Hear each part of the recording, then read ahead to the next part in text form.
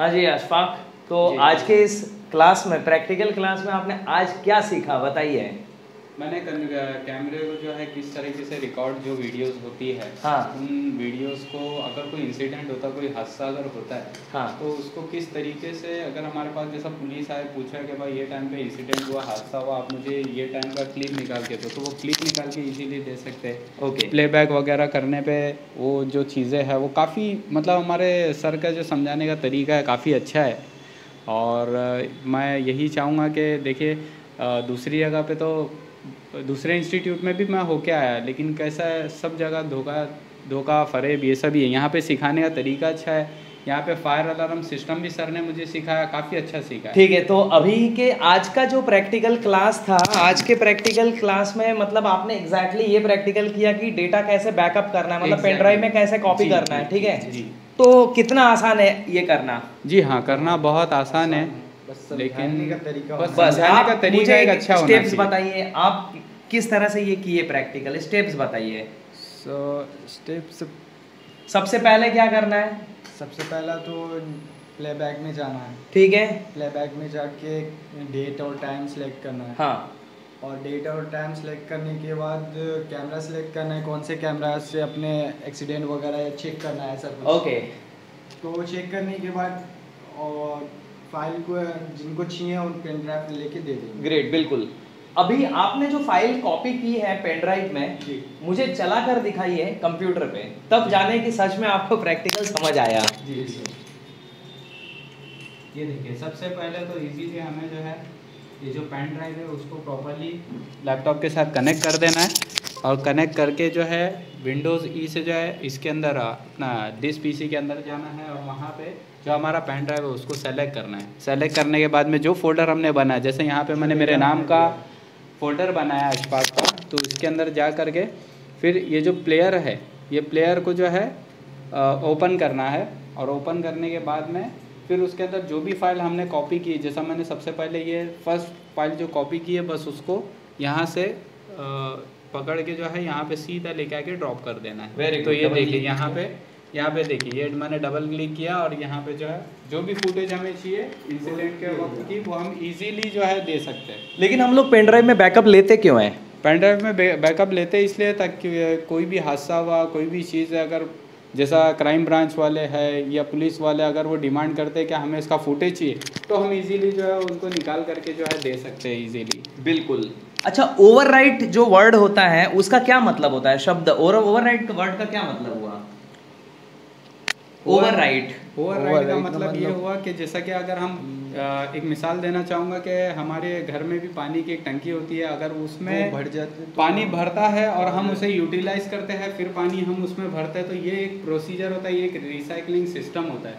तो वैसे ही हमारे हार्ड ड्राइव जो सर्विलेंस हार्ड डिस्क होता है इसका सीसीटीवी कैमरे का, तो उसके अंदर भी क्या होता है कि हमारा जो भी डेटा है, वो डेटा जब पूरा फुल हो जाता है तो क्या होता है कि जो एक महीने से ज़्यादा की, मान लीजिए अगर आपका हार्ड ड्राइव एक महीने में भरता है, एक महीने से ज़्यादा की जो भी हार्ड ड्राइव के डेटा है, वो पिछला डेटा जो है वो निकलते जाएगा, और रिसेंट जो डेटा है वो उसमें ऑटोमेटिकली। आप बताइए ओवरराइट का क्या मतलब होता है? ओवरराइड का ये मतलब होता है कि अगर पानी भरे हम बाल्टी में, नहीं, टेक्निकल वर्ड्स में ओवरराइट में मैंने आपको क्या समझाया है प्रैक्टिकल क्लास में? प्रैक्टिकल क्लास में ये समझाया ओवरराइड्स का मतलब कि जो भी डेटा पिछला रहेगा वो डिलीट होता रहेगा, नया डेटा कलेक्ट होता रहेगा पिछला। हाँ, वीडियो ओवरराइट वर्ड मीन्स पहले का जो रिकॉर्डिंग है ऑटोमेटिकली डिलीट होते जाएगा, और नया रिकॉर्डिंग ऑटोमेटिकली फिलअप होते जाएगा। तो पहले वाली जो रिकॉर्डिंग है पूरी एक साथ डिलीट नहीं होगी, एक एक घंटे का जो लास्ट का फाइल है, ठीक है, वो डिलीट होते जाएगा। जैसे फॉर एग्जांपल कि आपने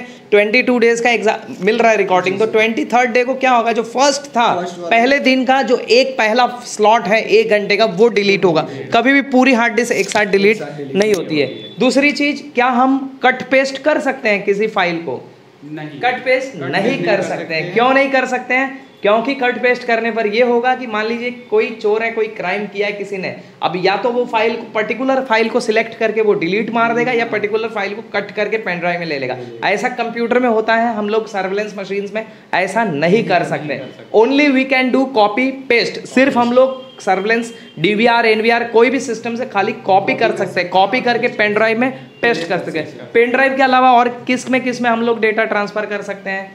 पेन ड्राइव के अलावा हम जो है हमारा डेटा जो है, लेकिन pen drive external USB hard disk. और किस में कर सकते हैं? क्या हम डायरेक्ट डीवीआर को या एनवीआर को कंप्यूटर से कनेक्ट करके फाइल ट्रांसफर कर सकते हैं इसमें?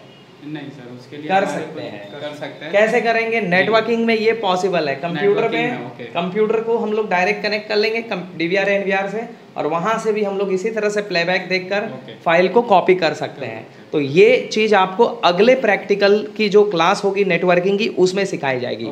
आज के इस फिजिकल प्रैक्टिकल क्लास में आपने यही सीखा कि किस तरह से हमें पेन ड्राइव में फुटेज ट्रांसफर करनी है। पेन ड्राइव निकाली है जी, कहाँ पर लगाना है डेटा ट्रांसफर करने के लिए पेन ड्राइव? डेटा ट्रांसफर करने के लिए पेन ड्राइव जो है हमें यहाँ पे डीवीआर के बैक साइड में एक यूएसबी पोर्ट है, वो यूएसबी पोर्ट में प्रॉपर्ली से देखकर जो है ऐसा कनेक्ट करना होता है। ओके, तो हमें कैसे पता चलेगा कि पेन ड्राइव हमारा कनेक्ट हो गया है डिस्प्ले पर, मतलब डीवीआर के साथ में कनेक्ट हो गया, कैसे पता चलेगा? बताइए, कंफर्मेशन कैसे आएगी? सर इसकी कंफर्मेशन आपको, हाँ, माउस से राइट क्लिक करना है, मेन्यू में जाना है, उसके बाद सिक्योरिटी लॉक देनी है सर, अनलॉक करेंगे। जी सर।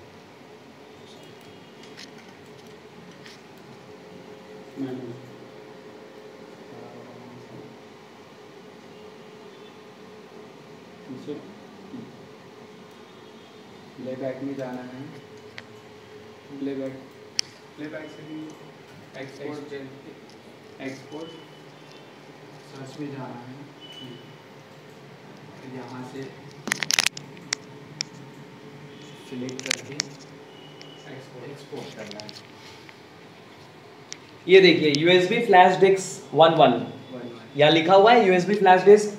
तो इसका मतलब ये हुआ कि हमारा एक पेन ड्राइव जो हमने यहाँ पर लगाया वो कनेक्टेड है।